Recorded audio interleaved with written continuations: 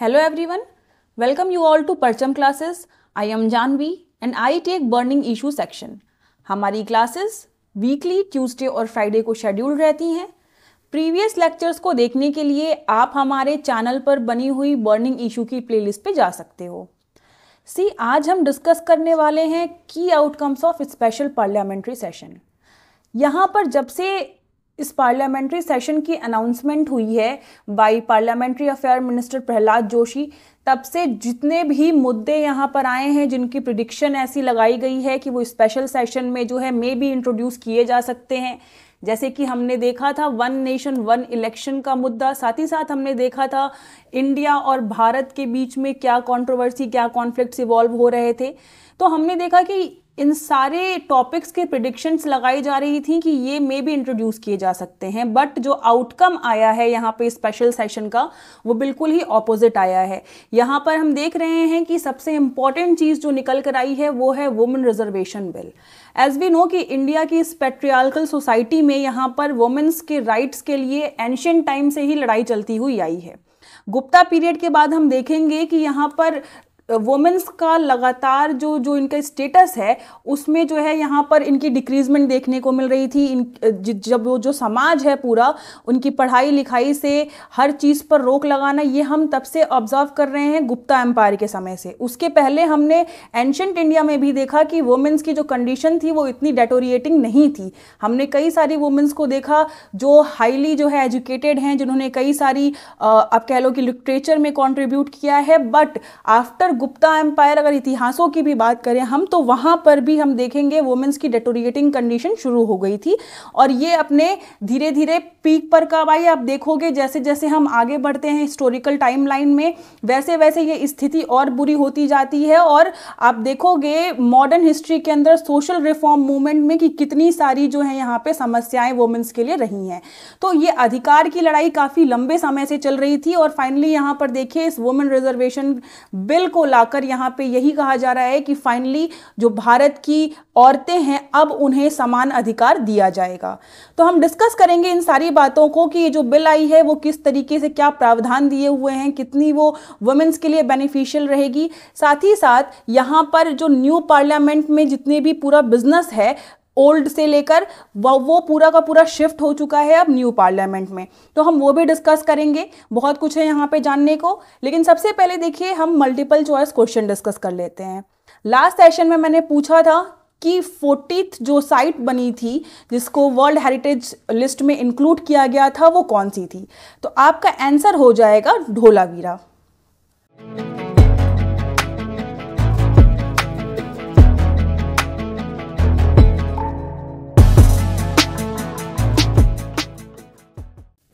यहाँ पर special session की जो अनाउंसमेंट हुई थी वो थी कि 18 से लेकर 22 ऑफ सितंबर तक यहाँ पर ये जो स्पेशल सेशन है वो कंडक्ट किया जाएगा पूरे पार्लियामेंट का.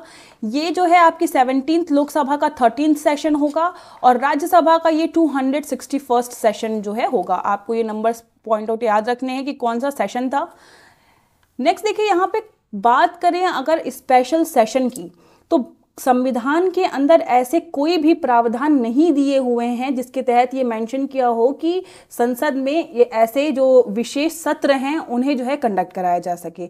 लेकिन हमने देखा है कि भारत में कई बार इस तरीके के सेशंस को बुलाया गया है. अगर मोस्ट रिसेंट की बात करें तो जून 2017 में जीएसटी के रोल आउट के समय यहाँ पर जो है ऐसे स्पेशल सेशन को बुलाया गया था, समन किया गया था.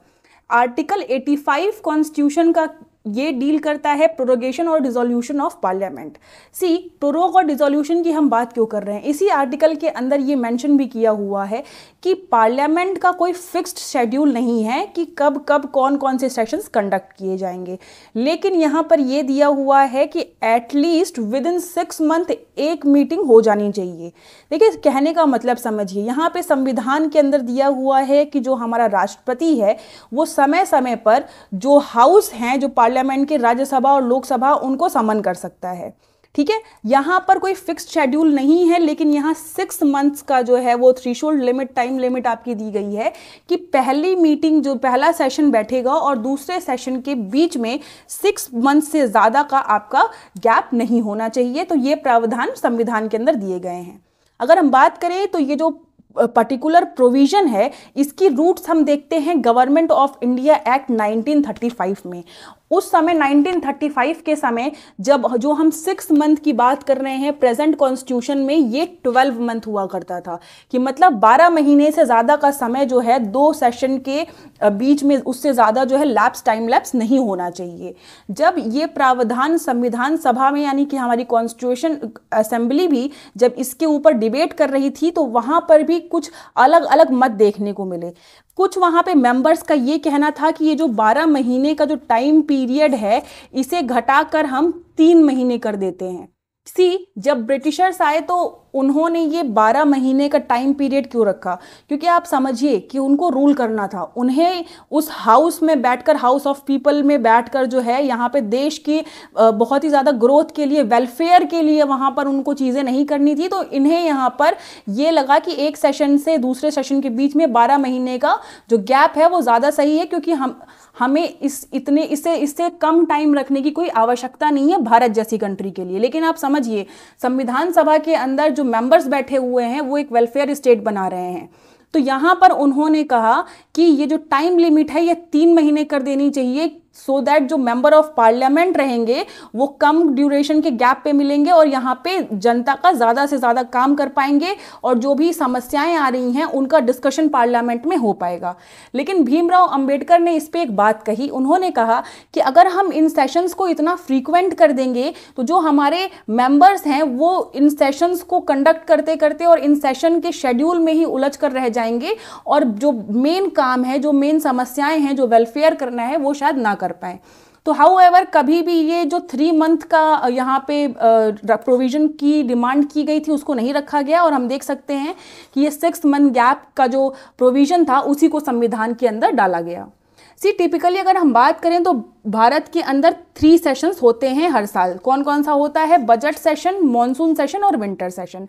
1955 में एक फिक्स्ड कैलेंडर बनाने के लिए यहाँ पे शुरुआत की गई थी। दरअसल द जनरल पर्पस कमेटी, इन्होंने यहाँ पर कहा कि जो हमारा ये तीनों सेशन है अगर हम उसे फिक्स कर दे तो इन्होंने ये रिकमेंड किया कि जो बजट सेशन है वो फरवरी से मई तक का कंडक्ट कराया जाएगा, जो मॉनसून सेशन है वो जुलाई से सितंबर तक और जो विंटर सेशन है वो नवंबर से दिसंबर तक के महीने में कंडक्ट कराया जाएगा। उस समय जवाहरलाल नेहरू जो कि कैबिनेट को लीड कर रहे थे, उन्होंने इस रिकमेंडेशन को मान भी लिया था, लेकिन कभी ये कैलेंडर जो है वो इम्प्लीमेंट नहीं हो पाया। अगर हम देखें तो प्रेजेंट के टाइम में बजट सेशन सबसे लंबा चलने वाला सेशन होता है। मोस्टली हम देखते हैं कि जनवरी एंड में इसकी शुरुआत होती है और यहाँ पर अप्रैल में ये सेशन ख़त्म होता है, यानी जनवरी से लेकर अप्रैल तक का। लेकिन आप समझिए कि इस बीच में जो यहाँ पर एक रेसेस भी होता है, क्योंकि देखिए जब बजट में कई सारे बिल्स इंट्रोड्यूस किए जाते हैं, कई सारे आपके रेसिप्ट्स होते हैं, तो इन सारी चीज़ों को पढ़ने के लिए पार्लियामेंट्री जो स्टैंडिंग कमिटीज़ होती हैं उनको टाइम मिले, इस कारण से जो जनवरी से अप्रैल का सेशन है उसके बीच में एक लंबा रेसेस भी दिया जाता है। तो यहाँ पर फाइनली हम देखेंगे कि अप्रैल तक बजट चलता है आपका, उसके बाद मॉनसून सेशन मोस्ट प्रोबेबली जुलाई या फिर अगस्त तक कंक्लूड कर देते हैं। यहाँ पे विंटर सेशन जो है उसकी शुरुआत नवंबर में होती है और दिसंबर तक वो चलते हैं। तो यहाँ पर देखिए फिक्स तो नहीं है, लेकिन हम देख रहे हैं कि जो रिकमेंडेशन दी गई थी कुछ उसी के बेसिस पर अभी भी जो है यहाँ पे सेशंस को कंडक्ट कराया जाता है। कौन ये अथॉरिटी देता है? देखिए यहाँ पे cabinet committee on parliamentary affair, इसमें कई सारे कैबिनेट मिनिस्टर्स रहते हैं आपके और ये लोग मिलकर जो हाउस की सिटिंग है उसमें क्या क्या बातें होंगी, कि क्या किस डेट से किस डेट तक सेशन को बुलाना है, क्या पूरा एजेंडा होगा उस सेशन का, ये सारी चीज़ों को मिलकर डिसाइड करते हैं और फिर ये सारी चीज़ें प्रेसिडेंट को जो है आपका बताई जाती हैं और प्रेसिडेंट फाइनली जितना भी बिजनेस कंडक्ट करना है, शेड्यूल, डेट, ये सारी चीज़ों को समझकर मेंबर ऑफ पार्लियामेंट को सम्मन भेजते हैं सेशंस के लिए। तो कुछ इस तरीके से पूरा प्रोसीजर है सेशन को कंडक्ट कराने का। अब देखिए यहाँ पर जो ये सेशन कंडक्ट कराया गया है वहाँ पे सबसे पहले दिन स्पेशल सेशन की क्या हुआ। यहाँ पर मुद्दे पे चर्चा हुई, कौन सा टॉपिक था डिस्कशन का, parliamentary journey of 75 years starting from संविधान सभा। अब यहाँ पर देखिए संविधान सभा से लेकर आज तक जो भी अचीवमेंट हुई हैं, जो भी एक्सपीरियंसेस हुए हैं, मेमोरीज हैं, जो भी लर्निंग उस संविधान सभा के अंदर, उस ओल्ड पार्लियामेंट के अंदर जो है, जो भी सारे इंपॉर्टेंट लैंडमार्क आपके रूल्स बनाए गए, उन सारे चीज़ों के ऊपर डिस्कशन हुआ। यहाँ पे प्रधानमंत्री मोदी ने नेहरू जी की बात की है, जो उनकी मिडनाइट स्पीच थी उसकी बात की, साथ ही साथ यहाँ पर जो इम्पोर्टेंट लॉज पास किए गए हैं, यहाँ पे बेरूबारी केस और साथ ही साथ शाहबानो केस का भी आप देखोगे कि उन्होंने जिक्र किया, ट्रिपल तलाक का उन्होंने जिक्र किया। तो इस तरीके के कुछ लैंडमार्क जजमेंट को जो है रिफ्लेक्ट आउट किया गया। नेक्स्ट दिन यहाँ पे क्या हुआ, जो सेकंड डे था इस सेशन का, उसमें जो है जो पूरा का पूरा बिजनेस था वो ओल्ड हाउस से न्यू हाउस में शिफ्ट हो गया।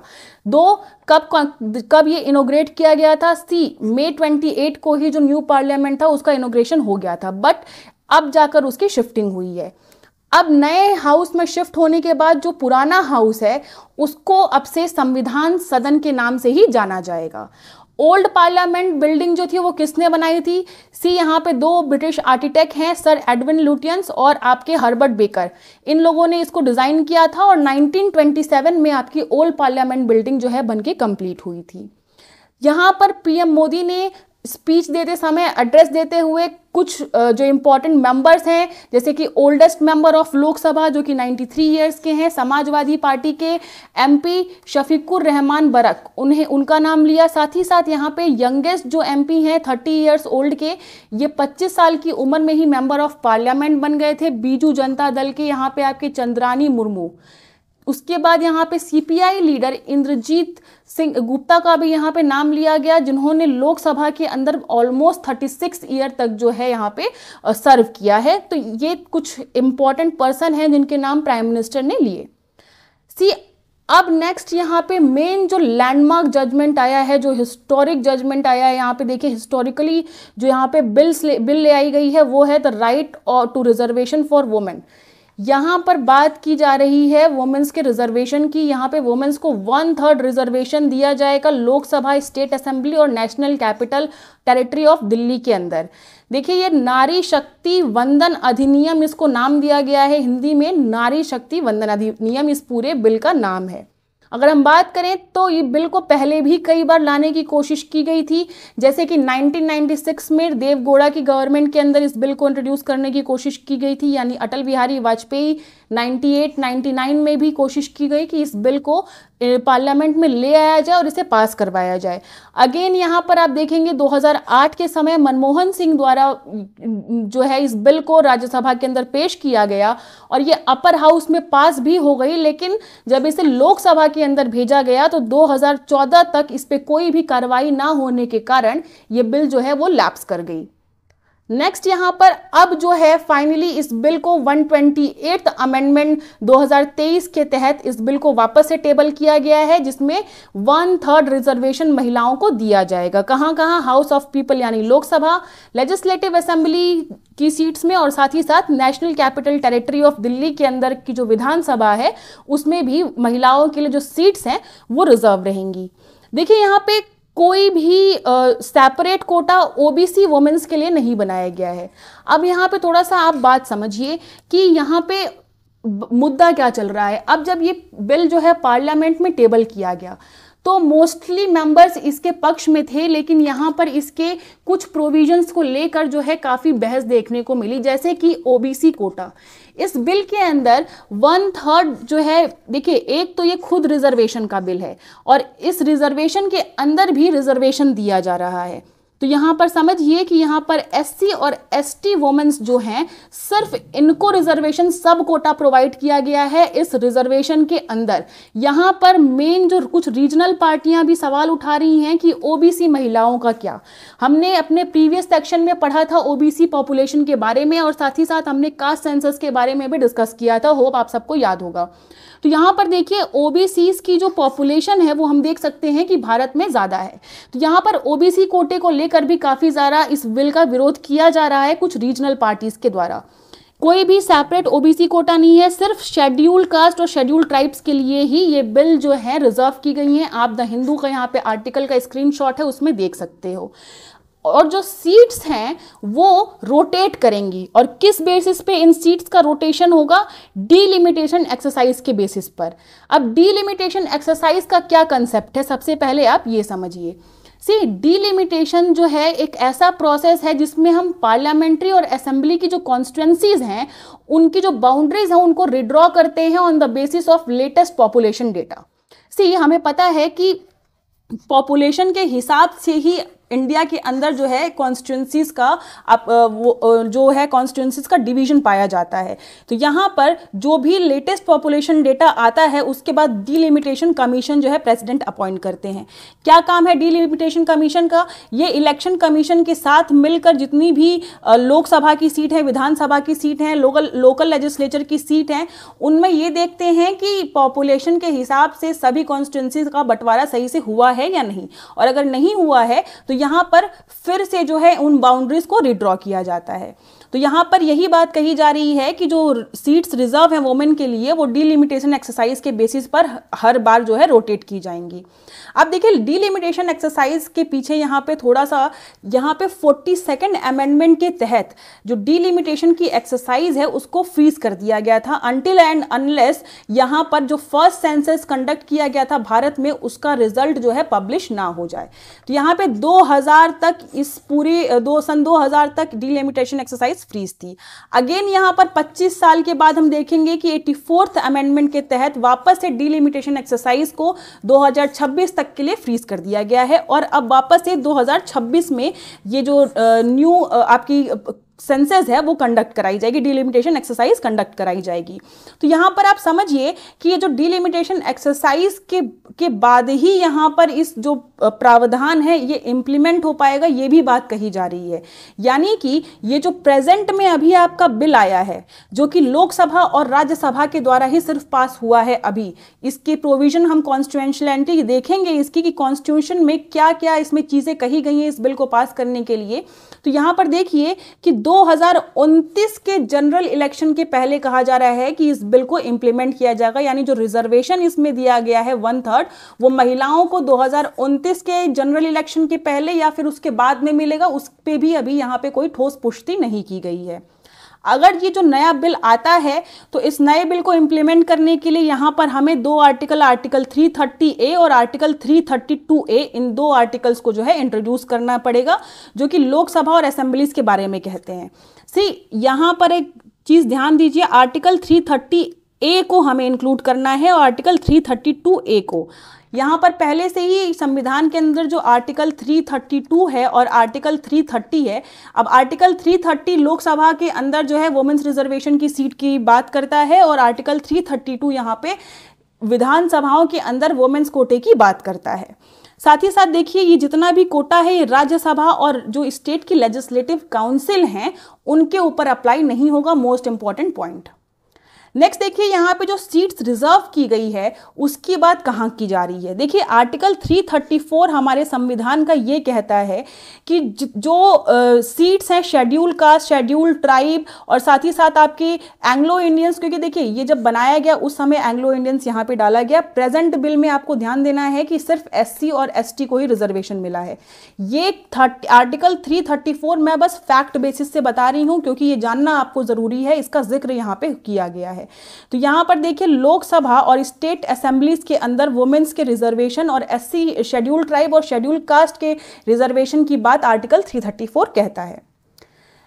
अब हमने डिलिमिटेशन देख लिया किस किस तरीके से यहाँ पर इस बिल के अंदर क्या क्या प्रावधान है। अब हम थोड़ी सी देख लेते हैं कि पंचायती राज इंस्टीट्यूशंस के अंदर ऑलरेडी जो वुमेन्स की रिजर्व्ड सीट है उन्हें लागू कर दिया गया है।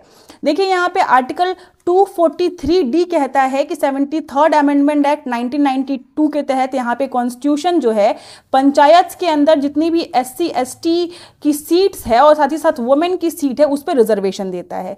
साथ ही साथ देखिए यहाँ पे आर्टिकल 243D कहता है कि जो वुमेन की सीट है not less than 1/3 of total seat to be reserved for SC ST and shall be reserved for women. तो यहाँ पे ये 2 आर्टिकल इंपॉर्टेंट हो जाते हैं क्योंकि पंचायती राज इंस्टीट्यूशंस के अंदर ये रिजर्वेशन की बात करते हैं और साथ ही साथ अर्बन लोकल बॉडीज में भी। देखिए, अगर हम गवर्नमेंट का डेटा देखें पंचायती राज इंस्टीट्यूशंस में वुमेन का जो आपका कंट्रीब्यूशन है या उनका रिप्रेजेंटेशन है, तो यहाँ पर कुछ यूं डेटा निकल के आता है कि अगर आप देखेंगे जो परसेंटेज ऑफ वुमेन है elected in Panchayati Raj institution was not more than 50%, वो 50%, वो यहाँ पर कुछ 18 स्टेट में 50% से भी ज्यादा है। कौन कौन से ऐसे स्टेट हैं जहां पर 50% से ज्यादा रिप्रेजेंटेशन पाया जाता है? पहला है उत्तराखंड, आसाम, तमिलनाडु, बिहार, राजस्थान, MP। वही अगर हम बात करें तो जो हाईएस्ट वुमेन रिप्रेजेंटेटिव देखी गई हैं तो वो उत्तराखंड के अंदर देखी गई है 56.02%। और यहाँ पे ध्यान देखिए कि हम पंचायती राज इंस्टीट्यूशंस की सिर्फ बात कर रहे हैं, ये भी चीज ध्यान दीजिए। तो यहाँ पर पंचायती राज इंस्टीट्यूशंस के अंदर उत्तराखंड में 56.02% सबसे ज्यादा रिप्रेजेंट कर रही हैं। यहाँ पे जो लोएस्ट नंबर देखा गया है वो उत्तर प्रदेश के अंदर देखा गया है 33.34। और अगर हम ओवरऑल पूरी कंट्री में देखें कि कितनी जो महिलाएं हैं वो पंचायती राज इंस्टीट्यूशंस के अंदर जनता को रिप्रेजेंट कर रही हैं, तो उनका प्रतिशत निकल के आता है 45.61% ओनली। अगर हम वहीं देखें तो इस बिल, ये कहा जा रहा है इस बिल के जरिए कि अगर ये बिल लागू होता है तो यहाँ पर लोकसभा के अंदर जो कि प्रेजेंट में जो वुमेन का नंबर 82 है वो बढ़कर जो है 181 हो जाएगा। और साथ ही साथ यहाँ पे ये एक बात और समझिए कि ये डेटा क्या है कि लोकसभा के अंदर और राज्यसभा के अंदर यहाँ पर कितनी जो आपकी वुमेन है उनका रिप्रेजेंटेशन कितना है। तो सही देखिए, अगर हम लोकसभा में देखें तो सिर्फ 15% MP जो हैं वो आपकी वुमेन हैं, और वही अगर हम स्टेट असेंबलीज में देखें तो ये जो नंबर है वो अप्रॉक्स 10% आता है या उससे भी कम आता है आपका। और राज्यसभा के अंदर ये रिप्रेजेंटेशन 14.5% है। तो हमने तीनों जगह पे वुमेन के रिप्रेजेंटेशन भी देख लिए हैं। अब इस बिल को पास करने के लिए यहाँ पे किस तरीके की मेजॉरिटी की आवश्यकता है? देखिए, सबसे पहले तो आर्टिकल 368 आप समझते हैं कॉन्स्टिट्यूशनल अमेंडमेंट एक्ट का ये आर्टिकल है। ये पावर देता है कि कोई भी फॉर्मल अमेंडमेंट करनी हो या फिर कोई भी ऐसा कोई भी संविधान के अंदर नई चीज़ ऐड करनी हो या कोई वापस से रिपील करना हो प्रोविजन, तो इन सबको करने के लिए यहाँ पे आर्टिकल 368 पार्लियामेंट को जो है पावर देता है। इसी पावर को यूज़ करते हुए यानी कि यहाँ पे स्पेशल मेजॉरिटी की ज़रूरत होगी इस बिल को पास करने में। क्या क्या यहाँ पे चाहिए? देखिए, सबसे पहले तो हमें मेजॉरिटी चाहिए total number of member in each house. उसके बाद यहाँ पर हमें चाहिए majority of 2/3 of the upper house present and voting. और ये दोनों होने के बाद यहाँ पर at least half of the assemblies की रेटिफिकेशन चाहिए, 50% जो विधानसभाएं हैं उनकी मान्यता। तो हम देखेंगे कि यहाँ पर लोकसभा ने इसको पास कर दिया है, राज्यसभा ने पास कर दिया है, अब सिर्फ और सिर्फ स्टेट असेंबलीज का रेटिफिकेशन जो है वो रह गया है। नेक्स्ट देखिए, यहाँ पर लोकसभा बुलेटिन के अंदर कुछ 4 और बिल की बात की गई है जिसे इस सेशन में पास करने की बात कही जा रही है। 2 इन बिल में से फ्रेश बिल्स नहीं हैं, कुछ ऑलरेडी आपके अगस्त में मॉनसून सेशन में जो है वो इंट्रोड्यूस कर दी गई थी, और कुछ बिल्स ऐसी भी हैं जो लोकसभा में पास हैं और राज्यसभा में पेंडिंग है। तो हम इनकी भी बात करेंगे। कौन कौन सी हैं वो बिल्स? सबसे पहले है द एडवोकेट अमेंडमेंट बिल, दूसरी है the press and registration of periodicals bill, तीसरी है आपकी द पोस्ट ऑफिस बिल, और चौथी है the repealing and amendment bill 2023।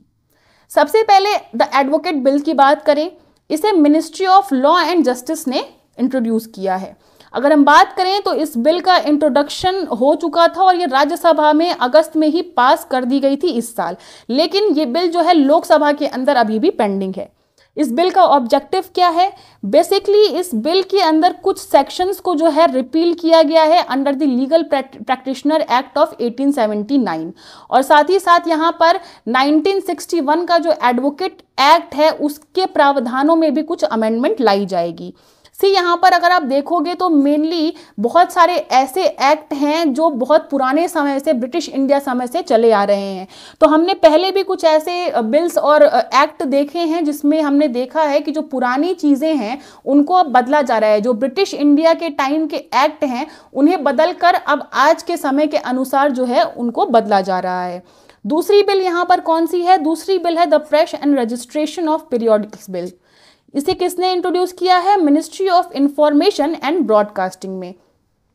क्या है इसका स्टेटस? देखिए, इस बिल को इंट्रोड्यूस किया गया था और पास भी हो गई है राज्यसभा के अंदर अगस्त में, लेकिन अगेन ये बिल जो है लोकसभा में पेंडिंग है। ऑब्जेक्टिव क्या है इस बिल का? देखिए, इस बिल का मेन ऑब्जेक्टिव है कि ये उन सारे प्रोविजंस को रिपील करेगी, इनैक्ट करेगी जो भी press and registration of book act 1867 के अंदर दिए गए हैं। 1867 आपको टाइम से ही पता चल जा रहा है, ये ब्रिटिश एरा का एक्ट है। अब इसके अंदर जो भी प्रावधान हैं उनको रिपील किया जाएगा और कुछ ऐसे हैं जिन्हें डीएक्टिवेट कर दिया जाएगा। तो इस तरीके से यहाँ पर नए जो इंडिया है, मॉडर्न इंडिया के हिसाब से इसको वापस से मोल्ड किया जाएगा। क्या क्या होगा इस बिल में? जो भी इंट्रोड्यूस न्यू प्रोविजन है उनके आधार पर यहाँ पर जो ईज ऑफ डूइंग बिजनेस है वो बढ़ेगा। साथ ही साथ यहाँ पर जो भी अननेसेसरी ऑप्टिकल्स हैं पब्लिशिंग के सेक्टर में, उन्हें भी हटा दिया जाएगा। और सबसे बड़ी बात कि यहाँ पर जितने भी ओनर हैं प्रिंटिंग प्रेस के, अगर उन्हें कोई भी बदलाव लाना होता है या फिर कोई भी न्यू फर्निशिंग डिक्लेरेशन करना होता है तो यहाँ पे डिस्ट्रिक्ट मजिस्ट्रेट की जो है हमेशा परमिशंस लेनी पड़ती हैं। अब इसकी वजह से क्या होता है कि बार बार जो ओनर्स हैं वो इन्हीं सब रूल्स रेगुलेशंस को फॉलो करते रह जाते हैं और यहाँ पर जो काम है वो डिले होता रहता है। तो इन सारी चीज़ों को इस बिल के अंदर जो है रिजॉल्व करने की, इन सारे मुद्दों को बात की गई है। नेक्स्ट देखिए, पोस्ट ऑफिस बिल को अमेंड किया जा रहा है। ये बिल जो है ministry of information and broadcasting ने इंट्रोड्यूस की थी। ऑलरेडी राज्यसभा के अंदर ये अगस्त में ही इंट्रोड्यूस कर दी गई है, लेकिन अभी दोनों हाउस में ये बिल पेंडिंग है। क्या है इस बिल का ऑब्जेक्टिव?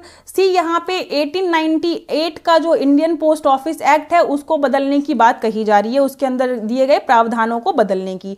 अब आप समझिए 1898 में जब ये एक्ट लागू हुआ था उस समय इसका मेन काम था जो मेल सर्विसेज हैं उनको देना, यानी कि एक जगह से दूसरी जगह सिर्फ मेल्स पहुंचाना।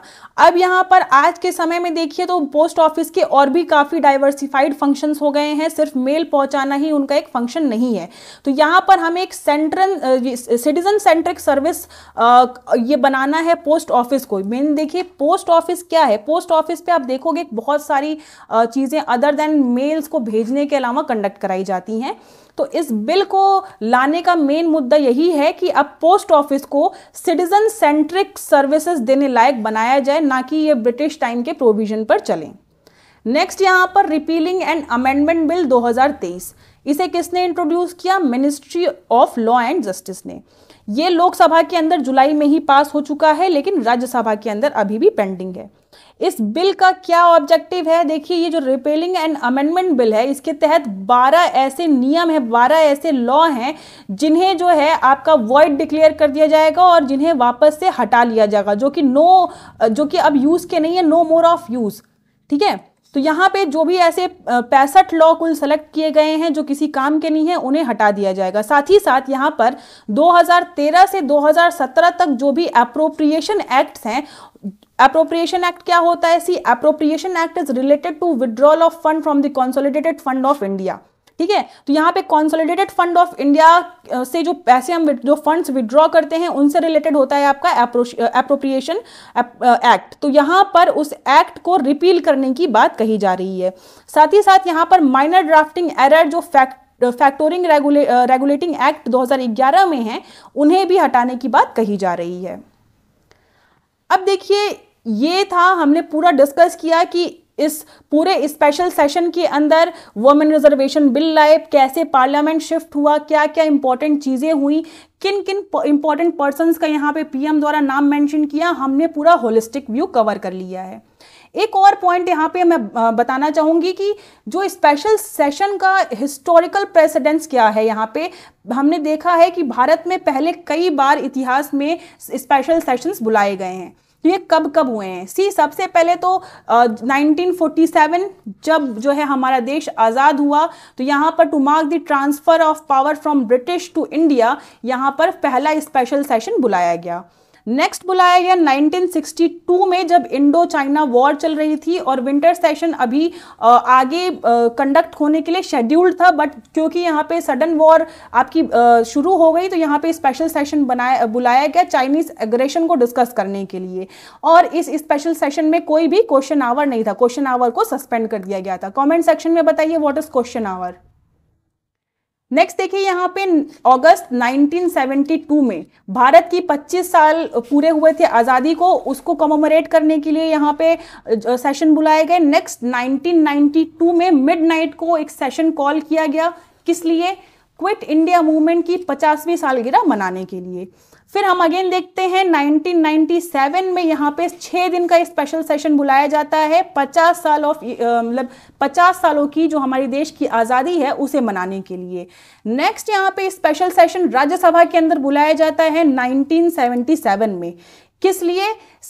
तमिलनाडु के अंदर जो प्रेसिडेंशियल रूल लगा था उसको और बढ़ाने के लिए। साथ ही साथ 1991 में नागालैंड के अंदर भी आप देखोगे और हरियाणा के अंदर भी यहाँ पे प्रेसिडेंट रूल लगाने के अप्रूवल के लिए बुलाए गए थे स्पेशल सेशन। और एज वी नो 2017 में जीएसटी के रोल आउट के लिए स्पेशल सेशन को बुलाया गया था। तो अब हमने हर एक टॉपिक को अच्छे से कवर कर लिया है। कोई भी अगर आपको डाउट हो आप कॉमेंट सेक्शन में लिखो। Coming to next segment of our video, multiple choice question.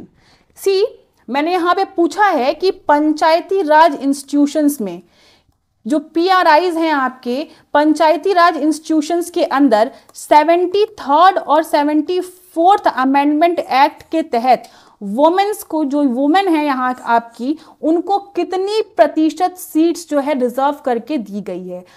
आपके ऑप्शंस हैं 1/2 ऑफ द सीट, 2/3, 1/4 और 1/3। आपको बताना है कि जितने भी आपकी 3 टियर गवर्नमेंट हैं उनमें वुमेन की जो सीट्स है वो कितनी प्रतिशत रिजर्व है। साथ ही अगर आपको इस लेक्चर की PDF डाउनलोड करनी है तो आप हमारी वेबसाइट parchamclasses.in पर जाओगे। parchamclasses.in पर वहां से आप PDF डाउनलोड करोगे, ठीक है। और आप सभी लोग ज़्यादा से ज़्यादा कमेंट सेक्शन में जो है इस क्वेश्चन का आंसर करो और अपने व्यूज बताओ कोई भी टॉपिक के ऊपर जो भी मुद्दा हम डिस्कस कर रहे हैं। So that's all for today, till then take care.